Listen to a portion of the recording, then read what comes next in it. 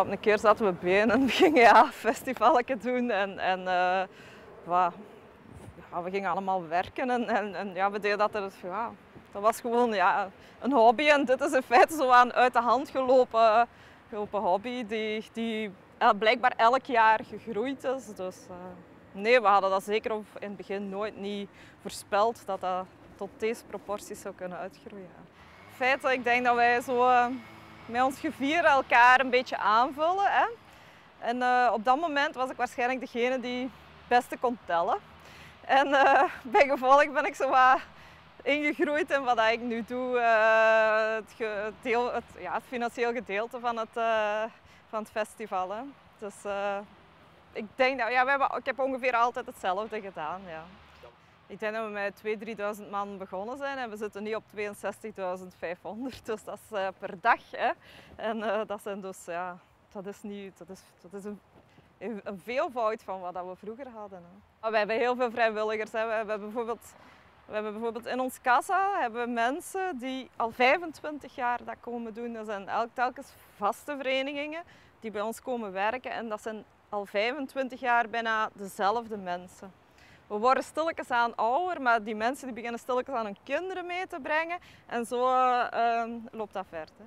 Het grootste werk zit in de voorbereiding en we zijn vrij dicht tegen het festival uitverkocht, dus dat maakt in feite niet veel, dat doet niet veel. Langs de andere kant zien we nu toch dat er tickets op de zwarte markt aangeboden worden aan zeer hoge prijzen. En daar proberen we wel iets tegen te doen. We zijn niet zozeer trots op onszelf, maar ik ben bijvoorbeeld wel echt geëmotioneerd als ik dan zie al die jong gasten die hier werkten. En als je ziet hoe dat die na verloop van tijd zo'n hoop verantwoordelijkheid oppakken.